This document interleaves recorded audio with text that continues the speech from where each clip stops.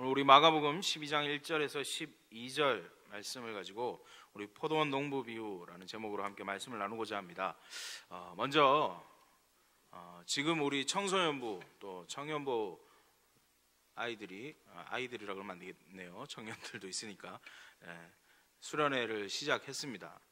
특별히 이번 수련회는 이따가 가시면서 보실지 안 보실지 모르겠지만 이렇게 일정표를 보시면 다른 게 하나도 없어요. 아침, 점심에는 계속 성경 읽고 저녁 먹고 저녁 집회를 3시간 동안 합니다. 그 3시간 동안 딴 거 안 하고 예수님에 대해서 듣기만 할 겁니다. 굉장히 좋겠죠. 아이들이 엄청난 반발을 하고 있습니다. 지금 왜 이렇게 하냐, 왜 노는 게 하나도 없냐, 특히 우리 중등부 아이들이요, 이럴 거면 왜 하냐. 가장 기본되는 말씀을 읽고 말씀을 듣는 것, 이번에 좀 집중하려고 아이들이 비록 힘들 겁니다. 3시간씩 앉아 있어야 되고 2시간씩 하루에 3번, 2번, 그러니까 한 6시간, 7시간을 성경을 내리 읽습니다. 로마서, 에베소서, 히브리서, 가장 어렵다는 성경을 골라서만 읽습니다. 그래서 많이 기도해 주시고 이탈하지 않도록, 포기하지 않도록. 아이들이 성경 읽다가 한순간 정신을 놓으면 그냥 포기하는 거죠. 그냥 앉아만 있지 않도록 위에서 계속해서 기도해 주셨으면 감사하겠습니다. 마가복음 11장, 우리가 전까지 살폈던 마가복음 11장에는 어떤 사건이 있었냐면 예수님이 예루살렘 성으로 입성을 하셨고, 그리고 그곳에서 무화과나무, 잎이 아주 많았던, 잎사귀가 아주 풍요로운 무화과나무를 보시면서 열매를 찾으셨지만 열매가 없었습니다. 그래서 저주하셨습니다. 그리고 성전에 들어가셔서 성전을 깨끗게 청결케 하시는 사건을 일으키시고, 나와서 보니까 그 무화과가 다 말라 죽었다라는 사실, 그 사건이 있었고, 그리고 이 일을 행한, 성전을 이렇게 뒤집어 놓은 일에 대해서 성전, 그러니까 그 당시 종교 지도자들이었던, 자기가 성전의 주인이라고 여겼던 자들이 예수님께 몰려 나옵니다. 그리고 누가 너에게 이런 권세를 주었냐, 누가 너에게 이런 힘을 주었냐 물어보지요. 그때 예수님께서 뭐라고 대답하셨냐면, 세례 요한의 세례가 하늘로부터냐 사람으로부터냐, 니들이 먼저 대답하면 나도 대답해 줄게. 꼭 그들은 아무 대답 못하고 돌아갔다라는 것입니다. 11장을 통해서 예수님께서 보여주신 것이 무엇이냐면, 지금 이스라엘 백성, 지금 그 시대의 그들의 영적인 상태가 어떠한가, 그들의 진짜 모습이 어떠한가, 그들이 가면으로 철저하게 가리고 있지만 그들의 그 정말 민낯은 어떠한가, 그것을 적나라하게 드러내신 거죠. 외형적으로 분명히 성전이 있지만 11장 사건을 통해서 그들은 성전을 잃어버린, 성전이 없는 삶을 살고 있는 모습을 주님이 드러내셨습니다. 분명히 눈앞에는 손에 만져지고 잡히는 성전이 있지만 그 성전은 참된 성전의 기능을 다 상실해 버렸습니다.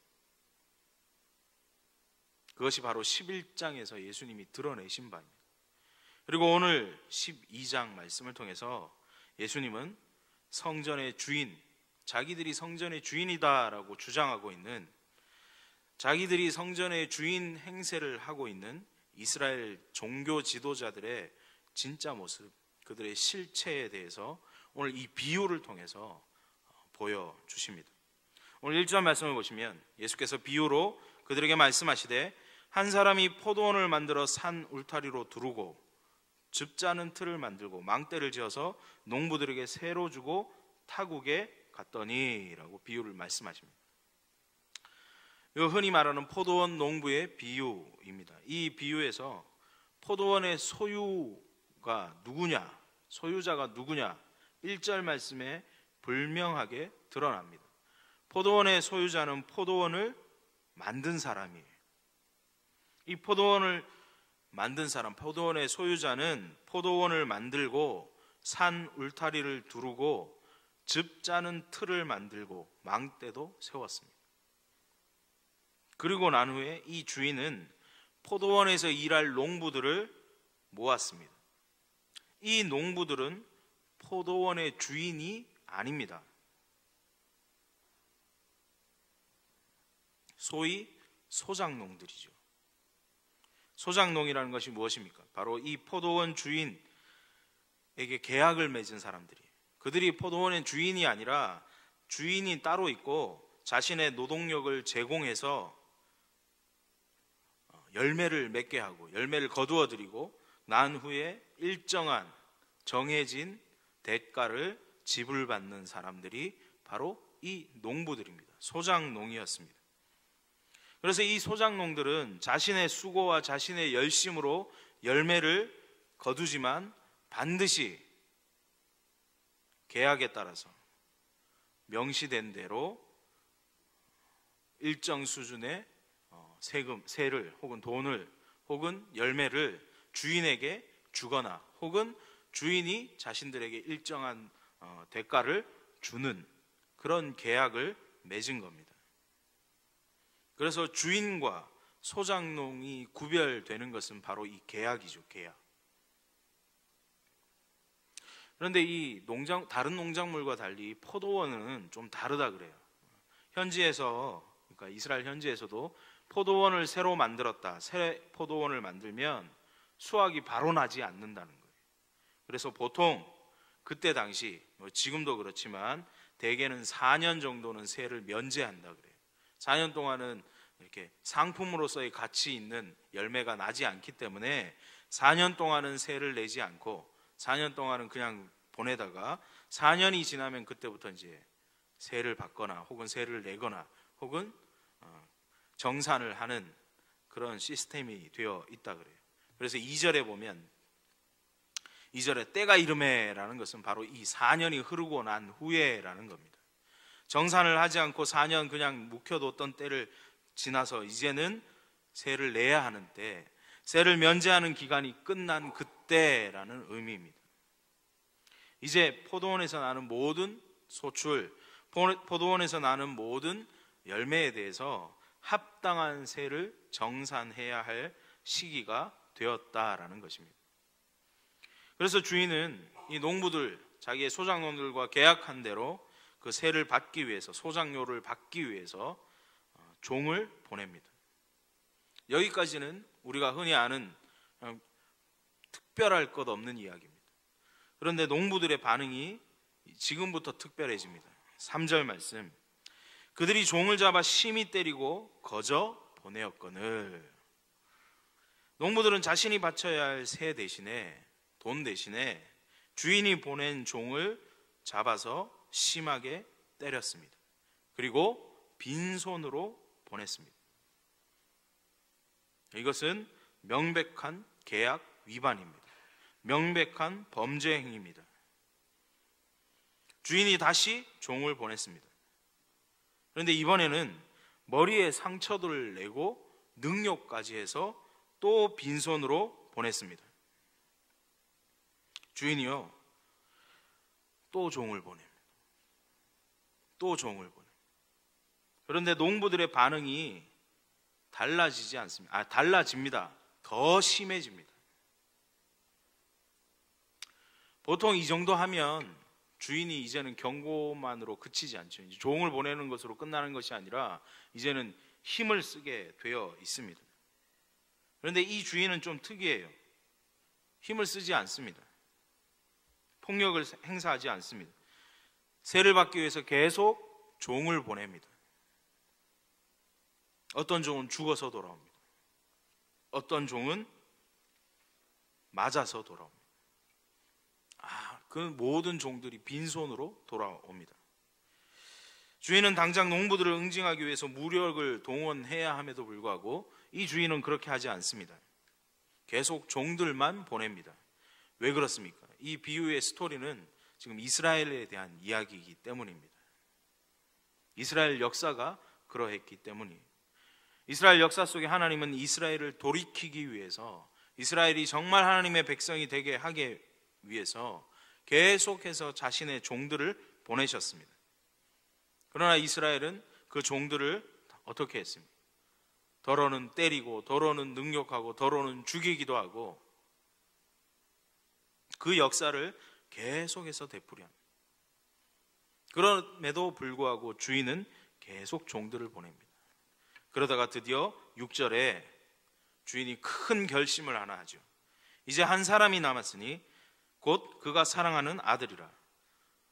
최후로 이를 보내며 이르되 내 아들은 존대하리라 하였더니, 이제 종들로는 안 되겠다. 주인이 알은 거죠. 그래서 자기의 사랑하는 아들을 보냅니다. 왜냐하면 6절에 나와 있듯이 종이 아닌 아들이 가니까, 주인의 아들이 가니까 그들이 다른 건 몰라도 내 아들만큼은 존대할 것이다.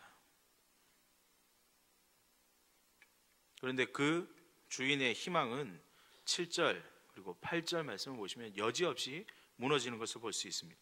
7절 말씀에 보면, 그리고 7절 8절 말씀을 보시면, 그 농부들이 서로 말하되 이는 상속자니 자 죽이자. 그러면 그 유산이 우리 것이 되리라 하고 이에 잡아 죽여 포도원 밖에 내 던졌느니라. 주인이 마지막으로 종들만 보내서는 해결이 안 되니 자신을 대리할 수 있는 자기와 똑같은 존재, 자기의 분신과도 같은 아들을 보냈습니다. 아들을 보냈다라는 말은 아들 다음은 누구다라는 거죠? 이제 주인이 온다는 거죠. 아들을 보냈다, 아들이 왔다라는 말은 이제 주인이 코앞에 왔다라는 말을 의미하는 것입니다. 포도원을 독차지하고 계약들을 다 파기하며 자기의 이익만을 나누었던 그들의 탐욕, 이제는 그 아들이 왔기 때문에, 그 아들이 오기 때문에 이제는 끝이 날 것이다. 이제는 종말이 있다라는 것을 포함하는 겁니다. 아들이 왔다라는 것은. 그런데요, 이 농부들은 이 아들의 의미를 완전히 다르게 해석합니다. 아들이 없으면 이 포도원 영원히 우리 것이 될 것이다. 착각도 이런 착각이 없죠. 주인이 아들을 보낸 것은 아들 뒤에 누가 있다? 주인이 있다. 아버지인 주인이 있다라는 걸 의미하며 보냈는데, 이 농부들은 완전히 다른 의미로 저 아들을 죽이면 이거 우리 거 된다 라는 완전히 잘못된 생각을 한 것이죠. 잘못되어도 한참 잘못되었습니다. 그들은 처음부터 어쩌면 소작료를 지불할 생각이 없었습니다. 왜냐하면 처음부터 그들은 소작농이 아니라 이것의 주인이 자기라고 착각하고 있었기 때문입니다. 그러나 예수님께서는 오늘 9절 말씀을 통해서 확실히 그들의 생각이 잘못되었다라는 것을 명백히 드러내십니다. 9절 말씀, 포도원 주인이 어떻게 하겠느냐?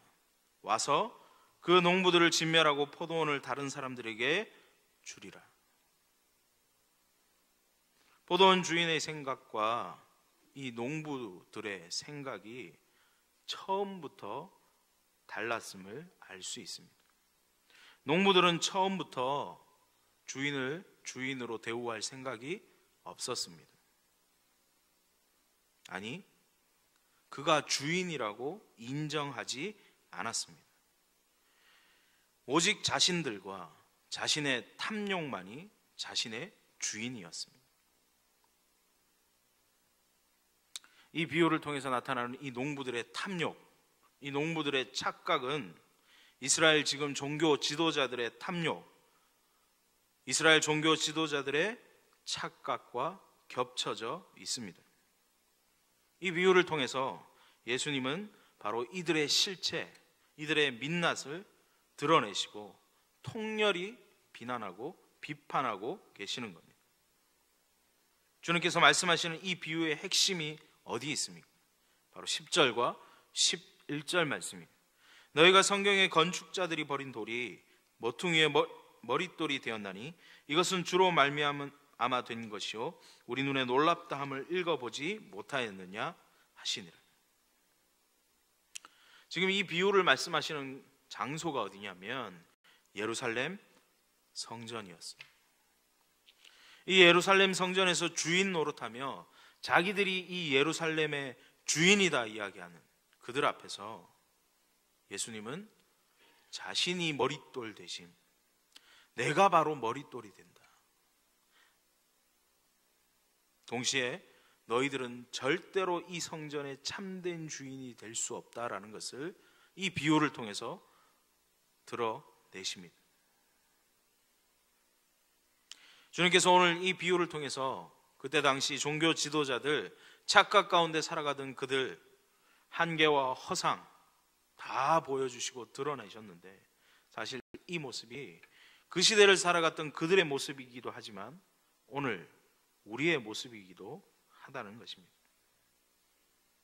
우리 인생에서 정말 예수님이 우리의 머릿돌이 되십니까? 역사는 주님을 머릿돌로 삼지 않은 예루살렘 성전과 이 이스라엘의 종교 지도자들이 어떤 최후를 맞았는지 알려줍니다. 이 아름다운 성전, 절대로 무너질 수 없는 성전, 하나님이 것이기에 하나님이 여기 계신다고 하셨기 때문에 절대로 망하지 않는다 믿었던 그들, 그리고 성전의 의미들은 다 사라지고 참 주인이 하나님이 아닌 자신들이 되었던 그 예루살렘 성전, 그리고 이스라엘의 종교 지도자들의 최후, 우리가 아는 대로 돌 위에 돌 하나도 남지 못한, 다 무너져 버린, 폐허가 되어버린 것을 우리는 알고 있습니다. 우리 인생도 착각 가운데 살아가면 이와 같을 수밖에 없습니다. 아무리 화려하게, 아무리 아름답게 지어졌다 하더라도 우리가 쌓은 인생의 머릿돌이 예수 그리스도가 아니라면, 예수 그리스도가 우리의 머릿돌이 아니라면 결국 돌 위에 돌 하나도 남지 못하고 다 허물어질 뿐이라는 것입니다. 오늘 이 비유에서 우리가 깨달아야 되는 것 또 하나가 있습니다. 그것이 무엇이냐면 답답하리만큼 이 주인이 종들을 보내었던 것, 참았던 것입니다. 이 주인은 분명히 심판을 바로 할 수 있음에도 불구하고 그는 계속해서 참았습니다. 계속해서 종들을 보냈습니다. 종들만 보낸 것이 아니라 아들까지 보냅니다. 왜 이 주인은 그렇게 행했을까요? 심판이 오기 전에 충분한 기회를 주는 것이죠. 바로 우리 하나님이 우리에게 그렇게 행하고 계심을 비유하고 있는 것입니다. 심판이 오기 전 우리에게 충분한 기회와 시간이 있습니다. 사실 하나님은 우리를 심판하지 않기 위해서 끊임없이 우리에게 은혜를 베풀고 계십니다.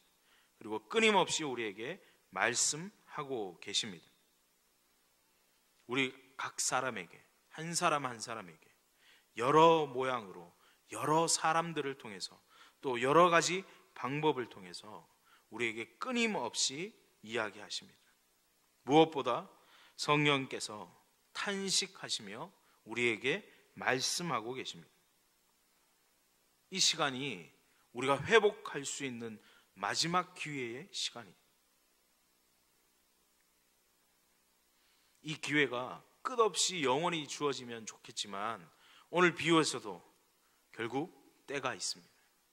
결국 이 기회는 끝까지 계속되는 것이 아니라, 영원히 주어지는 것이 아니라 정한 때가 있습니다. 그리고 그 때는 도적같이 임합니다. 심판의 주께서 어느 시 어느 때에 임할지 모르는 것처럼 심판은 갑자기 그렇게 임합니다. 그럼에도 하나님의 심판이 정당한 이유가 무엇입니까? 하나님은 충분하게 기회와 충분한 시간을 주셨기 때문이고, 하나님의 심판이 왜 정당하냐면 그럼에도 불구하고, 그 기회와 시간과 모든 열심에도 불구하고 심판받는 자들은 결코 회개하지 않는다는 공통점이 있다는 거죠. 오늘 이 비유를 종교 지도자들 앞에서 말씀하십니다. 이 비유를 들은 종교 지도자들, 머리가 아주 좋은 사람들이었습니다. 12절에 그들이 예수의 이 비유가 자기들을 가리켜 말씀하심인 줄 알고 이 비유가 자기들에게 향한 말씀인 걸 알 정도로 그들은 매우 똑똑했습니다. 이 말씀이 자기들에게 하는 말씀이고 이 말씀은 하나님이 지금 자기들에게 기회를 주시고 있다, 회개할 기회를 주시고 있다라는 말씀인 걸 알았음에도 불구하고 이들의 반응이 무엇입니까? 잡고자 하되 무리를 두려워 예수를 두고 가니라. 회개의 기회가 주어졌음을 깨달았음에도 불구하고 그들의 반응은 회개가 아니라는 거죠.